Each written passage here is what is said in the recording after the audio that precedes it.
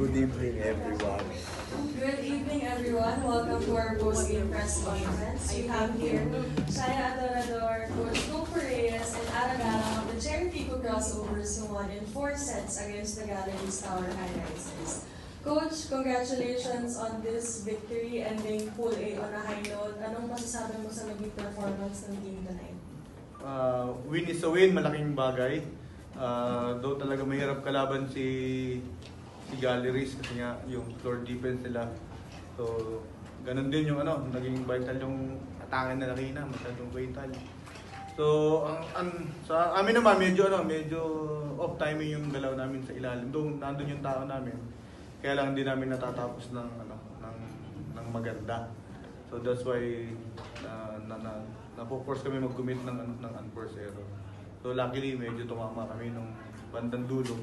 Especially nung fourth set, tumama na yung galaw namin, nasa timing na. Then yung counter attack namin mas madali.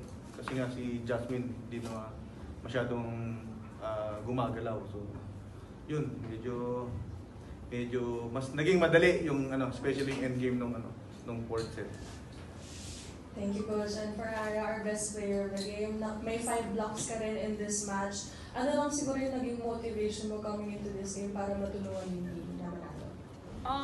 Same naman eh. Magtrabaho lang ako ng tama and yun, sumunod ako sa instructions ng coach kasi nandiyan naman sila para i-guide kami. So yun, malaking bagay na may input kasi sa outside the court kasi mas kita nila eh. So yun, maganda lang kasi na-execute namin yung gusto nilang mangyari. Thank you, Ara. And for Shaya, ikaw ay isa din sa mga consistent for Cherry in this game. Ano lang din yung feeling na nakakuha kayo ng ganitong panalo heading into the crossover round? Unang-una po, sabi nga ni Coach Kung po na mahirap din po talaga kalaban ng Galleries dahil po sa floor defense nila and thankful din po kami na nabuhay talaga yung floor defense namin and na-manage ng lahat until the end. And ako yung game. Thank you, Shaya. The floor is open for questions. For Ara and Shaya, ano yung nakikita niyong magandang ginagawa ng team na nagresulta dito sa good start nyo? At the same time, ano rin yung kailangan nyo pang gawin sa next round para matuloy-tuloy ito? Siguro yung aggressiveness tsaka yung teamwork namin. Kasi although may import, kailangan kasi matulungan din namin siya eh. Hindi pwedeng aasa lang kami sa kanya. Kailangan kaming locals pagtrabahuin namin para mas maging madali sa kanya at mas maging madali sa buong team. Same with Ate Ara po. Hindi kakayanin ni Ate Kat na mag-isa and alam naman po namin na nakikita namin na talagang napapagod na siya. Nagsistruggle na rin syempre dahil pagod na. Kailangan po ng teamwork and lumabas naman po. Thank you, Lord. Coach, ano po yung may specific reason po ba kung ba't nilabas niyo po si Kat sa bandang dulo po ng fourth set? Actually before game pa, may nararamdaman na due to back pain. Hopefully hindi naman siya ganoon ka syempre. Ayaw namin mangyayari yun. May kinikater na pain sa likod. So until such time na nag-decide na kami na ilabas siya at least makapagpahinga. Kasi nga, di kita naman, ano muna kami, go locals. Kaya naman ng local.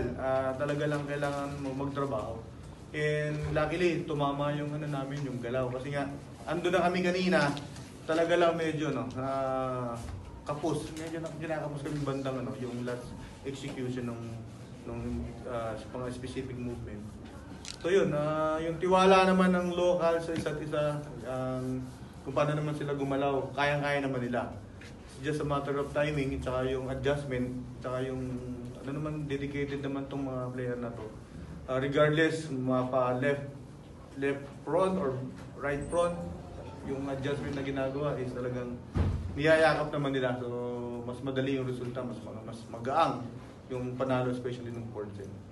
Bandang endgame. For Ara and Shaya, gaano kayo satisfied sa contribution ng locals ngayong first round kahit si Captain naman gumagawa efficient? Syempre ano tawag dito? I think okay naman kasi nananalo kami. Pero alam namin meron pa kaming kayang itulong at kaya pa namin iangat. So, yun yung pagtatrabawan namin. Same po with Ate Ara, magti-training kami araw-araw and we'll keep on improving po sa mga aspects na talagang kulang kami. And yun, may kinig sa mga input ng coaches na ibibigay. Ara, sabi nga ni Coach kanina, grabe yung floor defense ng galleries. Parang para sa'yo bilang isa dun sa mga prime scorers ng Cherry, pag naggaganong kadikit yung laban, parang paano ka nakakahanap ng spot na ma-atake para maging effective ka pa rin? Yung strategy kasi, ano rin yun nga sabi ko, yung coaches kasi may mga input sila nakikita nila yung ibang hindi namin nakikita. So, kailangan din marunong kang makinig at marunong kang i-timing yun kung ano yung instruction sa'yo. And, siguro, as a spiker kasi kailangan kung nakikita mong aggressive sila depensa, edi mas maging aggressive ka para mas makakuha ka ng point. Yun, parang sa akin din kasi parang yun nga, malaro ako So kailangan i-ano ko lang, ang tawag dito, i-clear ko lang yung mind ko para at least madiskartehan kung tama.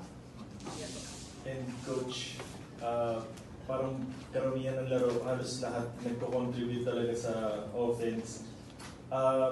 With Sikat, sabi niyo nga may iniinda, parang kayo talk about lang po yung tiwala niyo sa mga local spikers niyo na kahit wala Sikat, mag-deliver at saka makakontribute lagi sa team.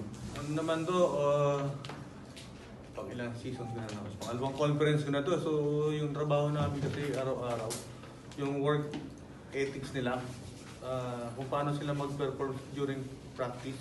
Doon naman kami nagre-rely dun sa ano na yun, nagbe-base dun sa ano yung capable nila, ano yung strength and weaknesses nila.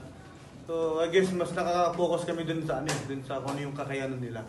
So may lahat naman may possibility na magko-commit ng error, pero yung tendencies na yung tulong, yung execution at saka yung contribution. Kaya nung huling time out 116, execute, timing, tapos andun na lahat. Kaya ang nagawa nila from all 16, dire-diretso na kami. So ano lang, sabi nga ni Coach Aaron, timing is everything. So andun lang naman. Even yung adjustment namin, actually yung adjustment namin, normal na sa kanila. Kasi nga hindi naman sila naglalaro ng isang position lang para at least pag ginalagay mo dito sa sa real game, wala nang hindi na sila nagugulat, hindi na sila nalilito kung ano yung different position or anong atake gagawin nila. So used na sila dun sa ginagawa namin. So yung tiwala sa local, talagang 100%. Regardless yan, mag-commit sila ng error, kung ipapasok sila, pero yung tiwala namin hindi naman nagbabago. It's just a matter of timing and execution nila. So alam namin na kaya nila. And for sure, alam nila kung bakit sila ginagamit. Yung tiwala na ibinibigay sa kanila. And of course, siyempre yung self-confidence tsaka yung tiwala nila mismo sa sarili nila. Kasi ginagawa na nila during practice yan. Hindi lang to isang beses. Almost everyday na ginagawa. So, execution na lang. For Coach, ano na lang siguro yung magiging mindset ng team heading into the crossover round, especially yung mga makakatapat nyo doon, nandun yung Petrogas, yung Chocomucho, Jesus Office. I think ang mindset muna ito, bibigyan ko muna ng break muna ito bukas. Pahinga muna, active rest muna. Then, hard court ulit kami ng Saturday. So, I think that's yung muna yung mindset nila. Pero again, big win para sa amin papunta din sa next chapter ng conference natin. Thank you.